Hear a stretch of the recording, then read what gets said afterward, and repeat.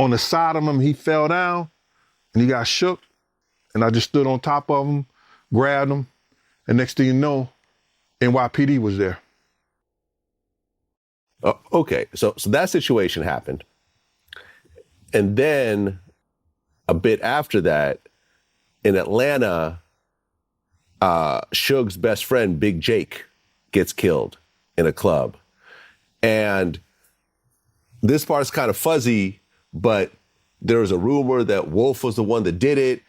Puffy got blamed for it, and so forth. But I guess Wolf wasn't the one who did it, but still there was some sort of blame that Suge had on Bad Boy over that situation, right?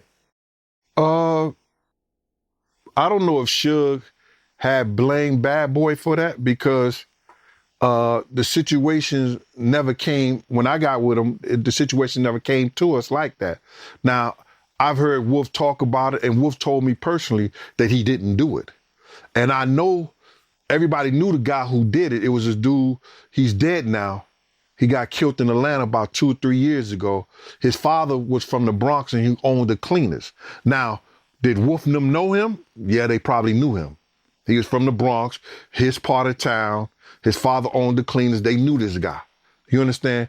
Him and Jake was arguing over this chick or whatever. Now, did Wolf do it? How could Wolf do it when he was next to Suge? He was right next to Suge when Jake got killed. But everybody want to say Wolf did it because that glamorized the situation. Right. Okay. And then after that, Wolf actually reached out to you and asked you to come back to Bad Boy and help out with security. Well, I told Wolf he had to straighten out his thing with Slick. We met on 125th Street, me, Slick, Rico, and Wolf. Him and Slick talked and everything, and it was cool and everything. So he said, yo, Gene, I need you to come because we need somebody who was in law enforcement or legal that could carry a gun and everything to be with us. He said, and if you ran after me, and this was his own words, because I didn't see it and I didn't know it at the time. You know, he said, if you ran after me and I had a gun in my hand, I want you on my team. I said, I don't fuck with Puff like that, bro. He said, from the city college here, he said, yo, you're going to have your own contract. You're going to have your own days. All you got to do is listen to me and make sure he good. I said, all right, man, we'll see. And that's when I went back. Okay, so you joined the security team at Bad Boy with your own contract. Right. And Wolf was already over there, and Big Paul was over there as well. Paul, yeah. Yeah, Paulie. And Paulie was kind of Puffy's everyday guy? Yeah, Paul was the guy who Puff helped him set up a security company, had him set up a security company. So he did the security at the house, the apartment building or whatever, and Sean John, and over at Bad Boy and the studios. So he set up all the security for those places. You won't believe this, but it looks like Diddy's past is coming back to bite him again. This time, it's not just about his music. His former head of security, Roger Bonds, has revealed some shocking details about Diddy's interactions with Suge Knight. These new revelations might change everything you thought you knew about the hip-hop mogul. I did was Puff. Okay. And I guess every so often, Puffy will put you with Big during certain events and so forth, right? Well, like if we was on stage or Big was on stage, he felt threatened for Big, I guess. He said, yo, Gene, go watch Big. I said, all right, cool. It wouldn't matter. Okay. So you doing some work for Biggie, did the two of you kind of form a relationship? I think me and Big we formed a relationship on 2 occasions. One, when we was in D.C. doing Howard University. He made Puff shut the door down, and the people shut the door down, and it was D-Rock. I think D-Rock's birthday is the 17th, mine is the 16th of October, and he made him shut down the place, and just me and D-Rock bought like 5 outfits together, and then everybody else bought an outfit. And then Big used to just give me all the clothes that he didn't want. Like, you know, you had Nike, Lugs, you had Mecca clothing line. They would bring big boxes to Big everywhere he was at. And then he was like, yo, whatever he didn't want, he'd say, yo, D-Rock, you want this? D-Rock was like, nah, I don't want it. He said, yo, Big Gene, you want it? And then I was like, man, I'll take it and give it to the guys on the block, you know, who was with part of our crew or whatever. But the kid was just good like that. And then we had a situation when we were in Atlanta that something was bought, and he thought I was going to lie about it because Puff was trying to say it was his, and it wasn't his. It was Big's. And you understand?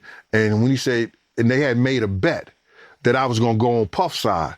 So when I got to the studio, I said, nah, Puff, you had that one, and Big had that one. And that's what it was. And Big looked at me, and you could see a smile on his face like, yo, this nigga's honorable. Okay. And before all the drama began, did Tupac ever come around? Did you ever see Big and Tupac interact together? No, I never seen Big and Tupac interact together. I seen Puff and Pac interact together, but I didn't see really? Big, yeah. In what capacity? Like we was at Roxy. They used to give functions and parties there. And then one time me and Puff walked up in there. It was, this was after Pac got shot and everything like that. And it was Pac and like 4 other guys. And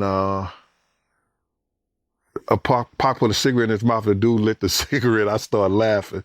I was like, who fuck like a cigarette for? Like that. So then him and Puff talked, and that was it. Was nothing.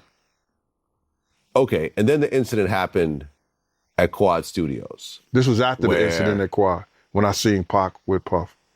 Oh, really? Yeah. Okay. Well, when the Picture this. It's 2010, and Diddy, the king of bad boy records, is living his best life.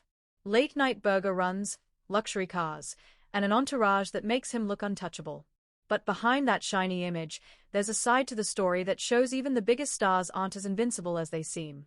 According to Roger Bonds, one night Diddy's hunger for a burger turned into an unexpected and intense encounter with none other than Suge Knight, the notorious CEO of Death Row Records. Diddy Combs has been denied bail in connection with the sexual abuse and sex trafficking charges he faces. And as Les Trent reports, the music mogul who once traveled by private jet to all those mansions is now in a jail that is notorious for its bad living conditions. Music mogul Sean Diddy Combs spent his first night behind bars inside a facility that is being called Hell on Earth. The Metropolitan Detention Center in Brooklyn is notorious for its appalling living conditions and rampant violence. How bad is it inside this federal lockup? There have been 2 murders, 4 suicides, and numerous stabbings and lockdowns in recent years. It's so out of control inside that 4 federal judges are reportedly refusing to send any more prisoners here. Donald Trump's former fixer, Michael Cohen, spent a harrowing year in federal custody. He says for someone used to a life of luxury like Diddy, prison life is a severe shock. You have a desk, you have a plastic chair, you have your bed with a 1.5-inch mattress, no pillow, and you also have a locker. So you basically have 3 feet by 5 feet to move around. So you have a basic 15 square feet. It is a horrible, horrible place. Diddy's lawyers were so eager to keep him out of jail, they offered his palatial $48 million home in Miami Beach and his private jets as bail. Today, they are even offering to restrict female visitors to his homes, except for his mother, daughters, and the mothers of his children if he is released. They told the judge the jail he was being sent to is dreadful, dirty, inhuman, and an ongoing tragedy. How's your dad doing? How's your dad doing? Family members appeared somber as they arrived at federal court in Manhattan today in another attempt to get out on bail. The judge cited Diddy's history of violent temper and potential intimidation of witnesses as reasons for keeping him behind bars. Diddy's former protege, singer Aubrey O'Day, is celebrating Diddy's downfall today. I feel validated, a win for women all over the world. Combs has pled not guilty. Now, here's the scene. It's late at night, and Diddy sends his assistant, David, along with a security guard named DCK to grab some takeout from Mel's Drive-In Diner in Los Angeles. Sounds pretty harmless, right? But, as luck would have it, Suge Knight pulls up at the exact same moment. This wasn't just some random meeting.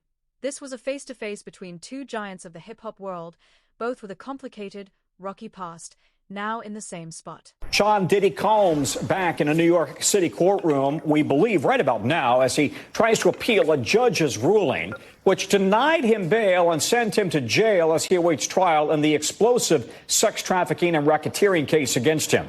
Prosecutors describe a large criminal ring orchestrated by Combs to sexually abuse dozens of women, drugging them, beating them, and recording sexual acts for at least 15 years. The move from the judge to hold the musician mogul in jail before his trial comes as prosecutors argue Combs, his massive wealth, makes him a flight risk. And they're also accusing him of witness tampering, trying to keep both them, witnesses, and his victims silent. Combs' team offered a $50 million bond agreement, with his attorney claiming Combs is, in his words, eminently trustworthy. The judge didn't buy it. It is a stunning fall from the height of pop culture. Combs, however, is pleading not guilty and has denied any wrongdoing. Let's bring in NBC's Chloe Malas for more. And Chloe, there are no phones, no electronics allowed in court. We actually have breaking news. We have some breaking news right now. According to NBC News, just moments ago, I am reading off my phone right now, Sean Diddy Combs will not be released. And this is per the district attorney's office. So let me explain and silence my phone and break down what exactly that means, or else my kids will call me during this entire segment. So this basically means, Tom, that now Sean Diddy Combs sits behind bars until this potentially goes to trial. Why do I say potentially? Even though his attorney, Mark Agnifilo, spoke to CNN last night and said that it is very unlikely that he would accept any sort of a plea deal. And we don't even know if a plea deal would even be on the table with these very extreme criminal charges of racketeering, transportation when it comes to prostitution and sex trafficking. We do know that this could be potentially a year behind bars. I was talking to NBC's legal analyst and correspondent Laura Jarrett earlier today. And, you know, there's so many motions and, so much discovery to do, as you know, and you've covered things like this, I'm sure, that it takes a while to get ready for a big criminal trial like this when there's so many charges and so many different grand jury subpoenas and things like that. So currently, though, he is in jail. And that's what it is. Everybody asks me the difference between jail and prison. You go to prison after you've been found guilty. Right now, he's in jail, and he's in jail in Brooklyn. And this is one of the main issues that his legal team had, was that this detention center in Brooklyn has seen suicides. It saw somebody get killed over the summer, food contamination, overcrowding, and they listed all of this in their filing to the judge. But clearly, this federal judge was not persuaded, Tom. And so now that's it. He stays behind bars while he waits to have this tried in court. According to Bonds, when DCK stepped out of the car, Suge Knight did the same. And just like something straight out of a movie, the two men found themselves face to face, exchanging some very tense words. Realizing how serious things were, DCK immediately called Diddy to let him know what was going on. That's when the situation took a dramatic turn. A celebrity, that's an understatement. He is an icon. And what are the chances that he gets any sort of preferential or royal treatment in the jail? Or, given the charges that are so significant and serious against him, is he going to be treated like any other inmate? That's incredibly hard to say, right? When you see, and I don't want to generalize here, but when you do see, let's say, accusations against minors, which we don't see in this indictment. You can sometimes see some of these high-profile alleged criminals maybe put into solitary confinement. Will he be treated like any other inmate while he's in this detention center in Brooklyn? It's sort of left to be seen. I think that over the coming weeks, we'll see what happens and what types of motions that his team files if they feel as though he is under immediate threat, or if he gets, beat up in prison or